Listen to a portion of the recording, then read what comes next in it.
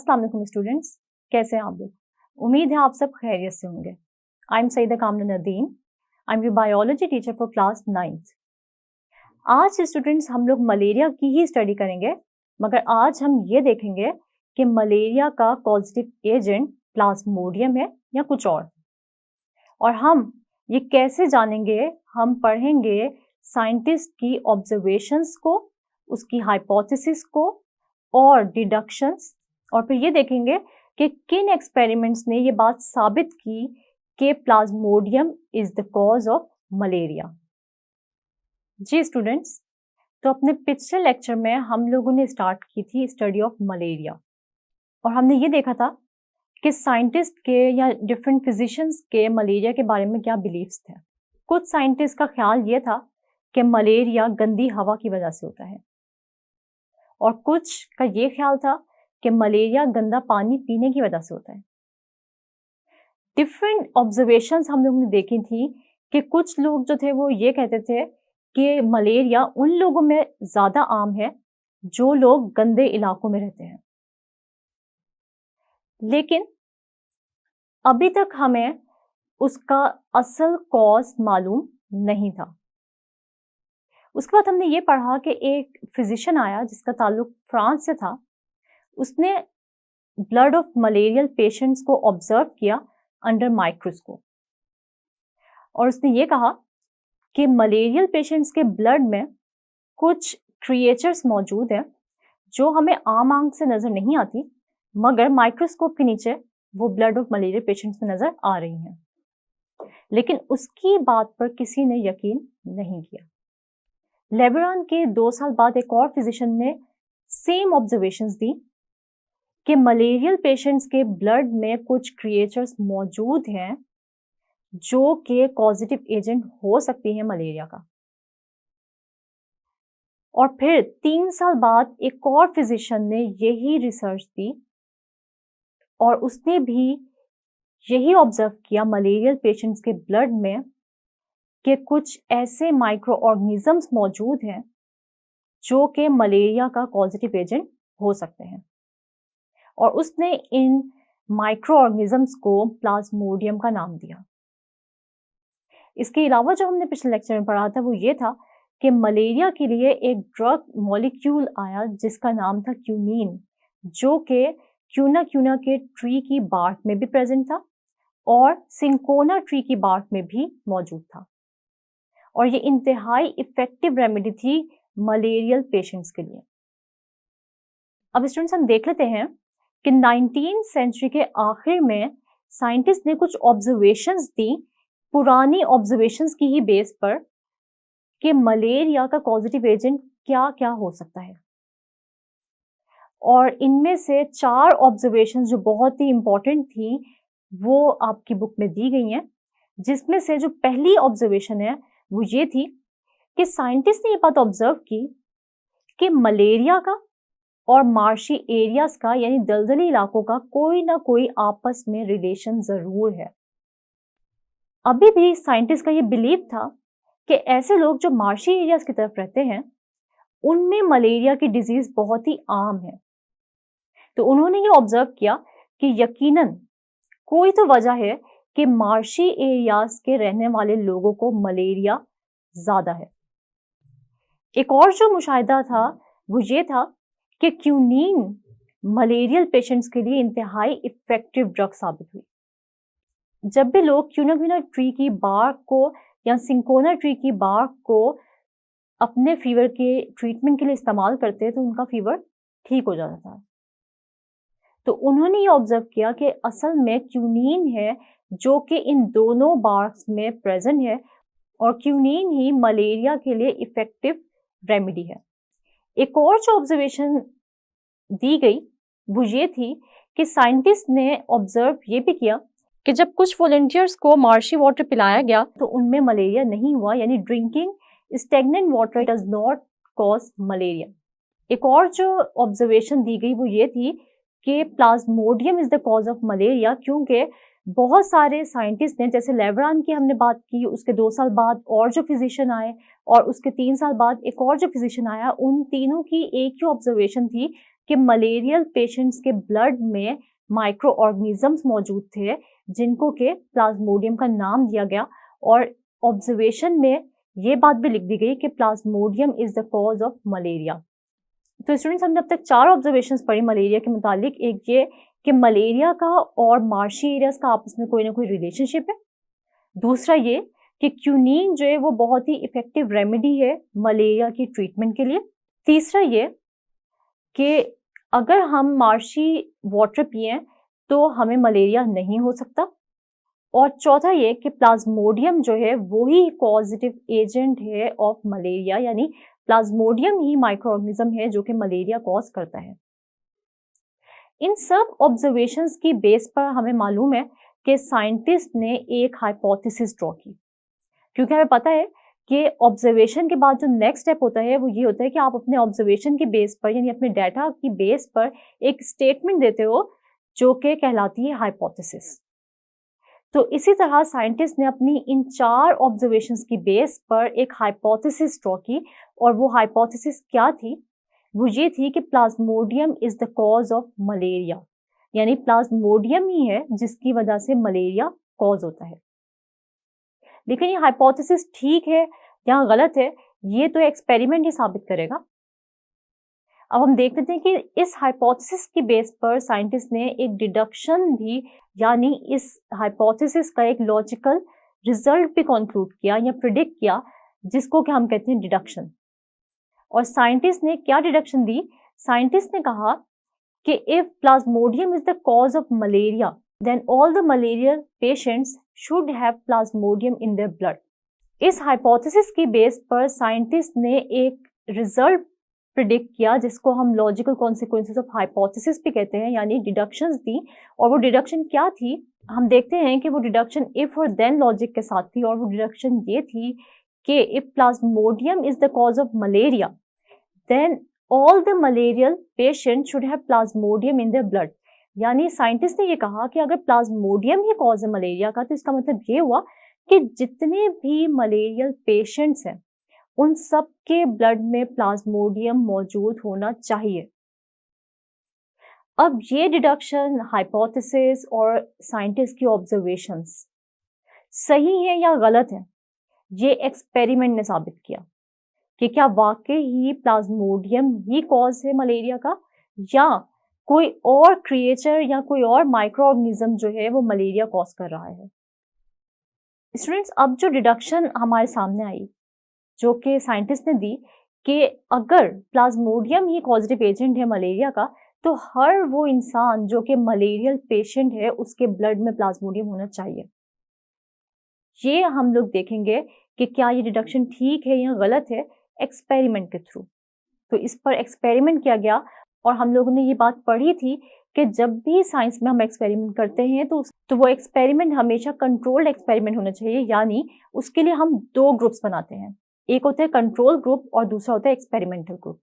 इसी तरह साइंटिस्ट ने यहाँ पर भी जो एक्सपेरिमेंट परफॉर्म किया उसके अंदर 2 ग्रुप्स बनाए ताकि हमें पता चल सके कि मलेरियल पेशेंट्स के ब्लड में और हेल्दी पर्सन्स के ब्लड में क्या डिफरेंस आता है। तो उन्होंने एक बना लिया कंट्रोल ग्रुप और एक बना लिया एक्सपेरिमेंटल ग्रुप। और उन साइंटिस्ट ने कंट्रोल ग्रुप में 100 हेल्दी पर्सन्स लिए और एक्सपेरिमेंटल ग्रुप में 100 ऐसे पर्सन्स लिए जो कि मलेरियल पेशेंट्स थे। अब साइंटिस्ट ने इन दोनों ग्रुप्स के जो हेल्दी पर्सन्स का ग्रुप था और जो मलेरियल पेशेंट्स का ग्रुप था, और इन दोनों ग्रुप के पर्सन्स का ब्लड उन्होंने टेस्ट किया और ऑब्जर्व किया अंडर माइक्रोस्कोप। तो जो रिजल्ट्स आए इस एक्सपेरिमेंट के वो कुछ इस तरह थे कि जितने भी मलेरियल पेशेंट्स थे, यानी 100 के 100 मलेरियल पेशेंट्स, उन सब के ब्लड में प्लाज्मोडियम पाया गया। मगर एक अजीब रिजल्ट भी सामने आ गया, और वो ये था कि जो 100% हेल्दी थे उनमें से 7 हेल्दी पर्सन्स के ब्लड में भी प्लाज्मोडियम मौजूद था, मगर उनको मलेरिया नहीं था। अब ये बात साइंटिस्ट की समझ में नहीं आई कि ऐसा क्यों है, और बाद में जब उन्होंने ऑब्जर्व किया तो उनको ये पता चला कि प्लाज्मोडियम उनके ब्लड में कुछ देर पहले ही एंटर हुआ था और इसलिए उस प्लाज्मोडियम ने अभी तक उस पर्सन में सिम्टम्स अपीयर नहीं किए थे। उन साइंटिस्ट ने इस पीरियड को इंक्यूबेशन पीरियड का नाम दिया, यानी ऐसा पीरियड जो कि किसी भी पैरासाइट की एंट्री से लेकर सिम्टम्स अपीयर होने तक का पीरियड होता है, उसको हम कहते हैं इंक्यूबेशन पीरियड। और हम इंक्यूबेशन पीरियड को कैसे डिफाइन कर सकते हैं? The period between the entry of parasite in host and the appearance of symptoms, यानी ऐसा पीरियड जो कि होस्ट में पैरासाइट की एंट्री से स्टार्ट होता है और तब तक जब तक के किसी बीमारी के सिम्टम्स अपीयर ना हो जाए, उस वक्त तक का जो पीरियड होता है उसको हम कहते हैं इंक्यूबेशन पीरियड। तो इसका मतलब ये हुआ कि वो पेशेंट जो कि 7 थे 100 में से हेल्दी पर्सन जो थे, जिनमें अब तक सिम्टम्स अपीयर नहीं हुए थे मलेरिया के, मगर उनमें प्लाज्मोडियम मौजूद था, तो इसका मतलब ये हुआ कि अभी प्लाज्मोडियम अपने इंक्यूबेशन पीरियड में था और अभी वो मल्टीप्लाई कर रहा था। और ये तकरीबन पीरियड जो है वो कितने डेज का था? 7 डेज का था, जिसके अंदर इन पर्सन्स में मलेरिया के सिम्टम्स तो अपीयर नहीं होने थे, मगर उनमें प्लाज्मोडियम मल्टीप्लाई हो रहा था। इन सब रिजल्ट से हमें ये पता चला कि मलेरियल पेशेंट्स के अंदर तो प्लाज्मोडियम मौजूद था, मगर कुछ हेल्दी पर्सन्स में भी प्लाज्मोडियम अपने इंक्यूबेशन पीरियड में मौजूद था, लेकिन अब तक उनमें मलेरिया के सिम्टम्स अपीयर नहीं हुए थे। इस तरह इन रिजल्ट्स की बेस पर साइंटिस्ट को अब अपनी हाइपोथेसिस पर यकीन हो गया कि वाकई प्लाज्मोडियम ही वो पॉजिटिव एजेंट है जो कि मलेरिया कॉज कर रहा है। यानी प्लाज्मोडियम ही वो माइक्रो ऑर्गेनिज्म है जो हमें अपनी नेकेड आई से तो नजर नहीं आता, मगर माइक्रोस्कोप के नीचे जब ब्लड को ऑब्जर्व किया जाता था तो प्लाज्मोडियम उन मलेरियल पेशेंट्स में नजर आता था। इसके साथ साथ अब ये मालूम करना था कि ये प्लाज्मोडियम एक पर्सन से दूसरे पर्सन में ट्रांसमिट कैसे होता है। इसके लिए भी साइंटिस्ट ने 2 ऑब्जर्वेशंस पे यकीन किया कि यकीनन कोई ना कोई ऐसी चीज है जो गंदे इलाकों में पाई जाती है और वो मलेरिया कॉज कर रही है या प्लाज्मोडियम को ट्रांसमिट कर रही है एक पर्सन से दूसरे पर्सन में। स्टूडेंट्स, मलेरिया ने बहुत सारे लोगों की जान ले ली थी और ये इंतहाई फैटल डिजीज थी और ये बहुत ही तेजी से फैल रही थी। साइंटिस्ट को मलेरिया का अब कॉज तो पता चल गया था कि प्लाज्मोडियम ही है जो कि मलेरिया का पॉजिटिव एजेंट है, मगर अब साइंटिस्ट का जो नेक्स्ट बायोलॉजिकल प्रॉब्लम था वो ये था कि प्लाज्मोडियम आखिर किस तरह एक इंसान से दूसरे इंसान में ट्रांसमिट हो रहा है। तो जैसे अभी हम लोगों ने एक बायोलॉजिकल प्रॉब्लम का सलूशन देखा कि प्लाज्मोडियम ही कॉज है मलेरिया का, अब आगे जाकर हम लोग ये देखेंगे कि ये प्लाज्मोडियम किस तरह एक पर्सन से दूसरे पर्सन में ट्रांसमिट हो रहा है। जी स्टूडेंट्स, तो हमारे पास एक छोटा सा क्विज है जो मैं आपसे लेती हूँ। कुछ क्वेश्चंस मैं आपसे पूछने जा रही हूँ जो कि एग्जाम पॉइंट ऑफ व्यू से बहुत ही इंपॉर्टेंट है। तो हमारे पास जो पहला क्वेश्चन है वो क्या है? Write down observations about malaria. तो स्टूडेंट्स, आप लोगों ने जैसे पढ़ा कि डिफरेंट साइंटिस्ट ने मलेरिया के बारे में जो है वो डिफरेंट ऑब्जर्वेशंस दी और इनमें से जो ज़्यादा इंपॉर्टेंट ऑब्जर्वेशंस हैं वो आप लोगों ने पढ़ी भी हैं। तो हम देखते हैं कौन सी ऑब्जर्वेशंस हैं, जो कि हम देखते हैं कि 4 मेजर ऑब्जर्वेशंस आपने पढ़ी हैं मलेरिया के बारे में। तो पहली ऑब्जर्वेशन आपने क्या पढ़ी? Malaria and marshy areas have some relation, यानी हम देखते हैं कि मलेरिया का और मार्शी एरियाज़ का यानी दलदली इलाकों का कोई ना कोई आपस में रिलेशनशिप है, क्योंकि हमने ये देखा कि वहाँ रहने वाले लोग यानी मार्शी एरियाज़ में रहने वाले लोग ज़्यादा जो है वो मलेरिया से बीमार हो रहे थे और ज़्यादातर हमने ये देखा कि मलेरिया उन्हीं लोगों में पाया जा रहा था जो ऐसे इलाकों में रहते थे। इसके बाद जो ऑब्जर्वेशन दी गई वो थी quinine is an effective drug for treating malaria, यानी मलेरिया के ट्रीटमेंट के लिए क्यूनिन बहुत ही इफ़ेक्टिव ड्रग जो है वो साबित हुई। इसके बाद जो हमारे पास ऑब्जर्वेशन हमारे पास है वो कौन सी है? Drinking the water of marshes does not cause malaria, यानी आप लोगों ने देखा कि बहुत सारे लोगों पर ये एक्सपेरिमेंट किया गया कि कुछ वॉलेंटियर्स थे जिन पर ये एक्सपेरिमेंट किया गया कि उनको मार्शी वाटर पिलाया गया, लेकिन इन लोगों में मलेरिया जो है वो नहीं क्या हुआ, डेवलप हुआ। तो हम ये देखते हैं कि मार्शी वाटर जो है, इसका मतलब ये हुआ कि उसको पीने से तो मलेरिया नहीं हुआ।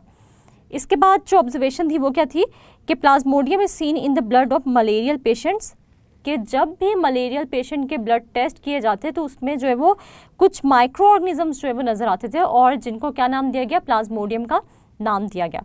तो स्टूडेंट्स, आप लोग ने ये चारों ऑब्जर्वेशंस जो है वो लिखनी है। जब भी आपको ये क्वेश्चन आएगा कि कौन सी जो है वो ऑब्जर्वेशंस हैं मलेरिया के बारे में, तो आपने ये 4 ऑब्जर्वेशंस लिखनी है।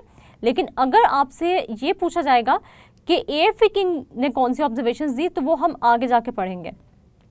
इसके बाद स्टूडेंट्स, क्वेश्चन नंबर 2 है, what is cause of malaria. तो ये हाइपोथेसिस है जो कि मलेरिया के बारे में जो है वो दी गई थी, और हम देखते हैं मलेरिया का क्या कॉज है। तो कहा गया कि Plasmodium is the cause of malaria, यानी प्लाज्मोडियम ऐसा माइक्रो ऑर्गेनिज्म जो कि ब्लड ऑफ मलेरियल पेशेंट में प्रेजेंट था, यही है कॉज मलेरिया का। तो ये हाइपोथेसिस थी, इसके बाद इसके ऊपर एक्सपेरिमेंट हुआ, और आपको पता है कि ये बात बाद में साबित भी होगी कि Plasmodium is the cause of malaria. इसके बाद स्टूडेंट्स, हमारे पास नेक्स्ट क्वेश्चन है, write down deductions about malaria. तो आपने जो है वो जनरल डिडक्शन जो दी गई थी मलेरिया के बारे में वो आपने बतानी है। If Plasmodium is the cause of malaria then all persons ill with malaria should have Plasmodium in their blood. यानी ये कहा गया कि अगर प्लाज्मोडियम ही कॉज है मलेरिया का, तो ऐसे लोग जिनको के मलेरिया है उन सबके ब्लड में प्लाज्मोडियम होना चाहिए। यानी ऐसे लोग जो कि मलेरियल पेशेंट्स हैं उनके ब्लड में प्लाज्मोडियम हर सूरत होना चाहिए। ये डिडक्शन दी गई मलेरिया के बारे में कि मलेरिया का कॉज क्या है, प्लाज्मोडियम है, तो हर मलेरियल पेशेंट के ब्लड में प्लाज्मोडियम भी मौजूद होना चाहिए। इसके बाद स्टूडेंट्स, हमारे पास एक बहुत ही इंपॉर्टेंट जो है वो शॉर्ट क्वेश्चन है, और ये शॉर्ट क्वेश्चन जो है ये पैराग्राफ के बहुत ही अंदर करके जो है ये डेफिनेशन लिखी हुई है इंक्यूबेशन पीरियड की, तो आप इसको हाईलाइट कर लें ताकि आप लोगों से अगर ये आपसे पूछी जाए एग्ज़ाम में तो आप लोगों को पता हो कि ये कहाँ से आई है। ये जो है ये हमने जो एक्सपेरिमेंट किया था cause of malaria find out करने के लिए, वहाँ पर ये डेफिनेशन लिखी गई है कि डिफाइन इंक्यूबेशन पीरियड। तो आप लोगों को पता होना चाहिए इंक्यूबेशन पीरियड, जैसे मैंने आप लोगों को बताया भी, the period between the entry of parasite in host and the appearance of symptoms. हम देखते हैं कि इंक्यूबेशन पीरियड वो टाइम पीरियड होता है कि जब आप किसी भी होस्ट में जो है वो क्या हो, एक पैरासाइट एंटर होते हैं, लेकिन उस होस्ट में अभी तक सिम्टम्स अपीयर नहीं होते और हमें नहीं पता चलता कि ये जो पर्सन है इसके अंदर जो है वो कोई भी माइक्रो ऑर्गेनिज्म जो कि डिजीज़ कॉजिंग है ये एंटर हो चुका है, क्योंकि अभी तक हमें सिम्टम्स नज़र नहीं आ रहे होते। तो ऐसे पीरियड को जब तक के आपके अंदर सिम्टम्स बीमारी के अपीयर ना हो और आपका जो पॉजिटिव एजेंट है वो बिल्कुल साइलेंट मोड में हो, वो अभी तक जो है वो जाहिर ना करे कि मैं आपकी बॉडी के अंदर एंटर हो चुका हूँ, तो इस टाइम पीरियड को हम कहते हैं इंक्यूबेशन पीरियड। जैसे स्टूडेंट्स हम देखते हैं कि मलेरिया में भी यही होता है कि आपको जो है वो मॉस्किटो ने काट लिया, लेकिन हम देखते हैं कि प्लाज्मोडियम आपकी बॉडी में जो है वो एंटर हो गए, लेकिन आपको सिम्टम्स जो है वो फ़ौरन जो है वो अपीयर नहीं होते मलेरिया के, वो जो है वो कुछ डेज़ बाद अपीयर होते हैं। और ये जो टाइम पीरियड होते हैं कि जब पैरासाइट एंटर हुआ यानी प्लाज्मोडियम एंटर हुए और जब तक आपके सिम्टम्स अपीयर हुए हैं, इसके दरमियान का जो टाइम पीरियड होता है उसको हम इंक्यूबेशन पीरियड कहते हैं। तो स्टूडेंट्स ये कुछ बहुत ही इंपॉर्टेंट शॉर्ट क्वेश्चंस थे जो कि मैंने आपको बताए कि एग्ज़ाम पॉइंट ऑफ व्यू से बहुत इंपॉर्टेंट है। आपके लिए एक छोटी सी एक्टिविटी है कि आपने इन शॉर्ट क्वेश्चंस की, इस क्विज़ की आपने क्या करनी है, रिटन प्रैक्टिस करनी है, ताकि आप लोगों को एग्ज़ाम में बिल्कुल भी मुश्किल का सामना ना करना पड़े। जी स्टूडेंट्स, तो आज हम लोगों ने एक बायोलॉजिकल प्रॉब्लम का सल्यूशन देखा, और बायोलॉजिकल प्रॉब्लम क्या थी कि आखिर कौन सा पॉजिटिव एजेंट है जो कि मलेरिया कॉज कर रहा है।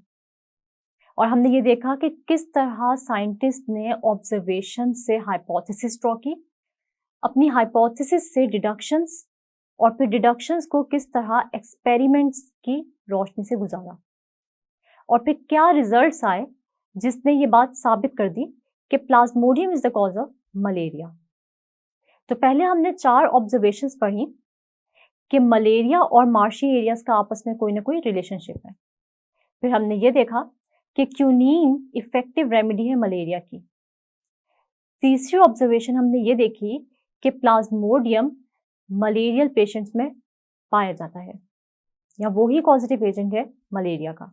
और चौथी ऑब्जर्वेशन जो हमने देखी वो ये थी कि अगर हम लोग मार्शी वाटर पिए तो हमें मलेरिया नहीं हो सकता। अब इस बेस पर हमने हाइपोथेसिस, यानी साइंटिस्ट ने हाइपोथेसिस ड्रॉ की, और साइंटिस्ट ने कहा कि प्लाज्मोडियम ही है जो कि मलेरिया का कॉज है।